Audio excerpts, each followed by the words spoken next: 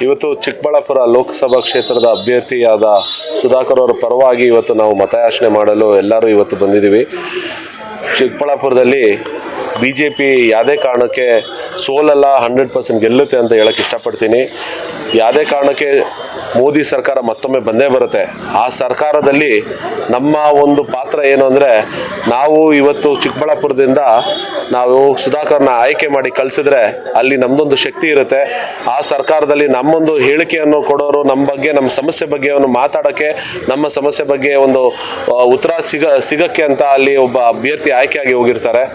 ಆದ್ದರಿಂದ ಯಾವುದೇ ಕಾರಣಕ್ಕೆ ಈ ಸಲ ನಾವು BJPಗೆ ಗೆಲ್ಲಿಸಲೇಬೇಕು ಇಲ್ಲಿ, ಹಾಗೂ ನಮ್ಮ ಅಭಿವೃದ್ಧಿ ಕೆಲಸಕ್ಕಾಗಿ ಇವತ್ತು ಸುಧಾಕರ್ ಅವರು ಬೇಕು. ಇವತ್ತು ನೀವು ನೋಡ್ತಾ ಇದ್ದೀರಾ, ಆಗಲೇ ಬಹಳಷ್ಟು ಒಂದು ಕಾನೂನಿನ ಇದರಲ್ಲಿ ಏನು ನಡೀತಾ ಇಲ್ಲ. ಆಗಲೇ ಎಲ್ಲ ಕಡೆ ದರೋಡೆ, ಕೊಲೆ ಎಲ್ಲ ನಡೀತಾ ಇವೆ. ಮೊನ್ನೆ ನಡೆದಂಥ ಒಂದು ಕೊಲೆ, ಗದಗದಲ್ಲಿ ನಡೆದಂಥ 4 ಕೊಲೆಗಳು ಆಗಲಿ, ಅಥವಾ ಹುಬ್ಳಿಯಲ್ಲಿ ನಡೆದಂಥ ಒಂದು ಹೆಣ್ಮಗು ಕೊಲೆ ಆಗಲಿ, ಇಲ್ಲಿ ಯಾವುದೇ ಥರ ಕಾನೂನಿನ ಒಂದು ಭದ್ರತೆ ಇಲ್ಲ.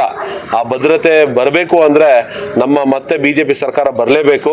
ಯಾವುದೇ ಕಾರಣಕ್ಕೆ BJP ಬಂದ್ರೇ ನಮ್ಗೆ ಇಲ್ಲಿ ಸುರಕ್ಷವಾಗಿರ್ತೀವಿ ಅಂತ ಹೇಳ್ತಾ ಈ ಮಾತನ್ನು ಮುಗಿಸ್ತೀವಿ.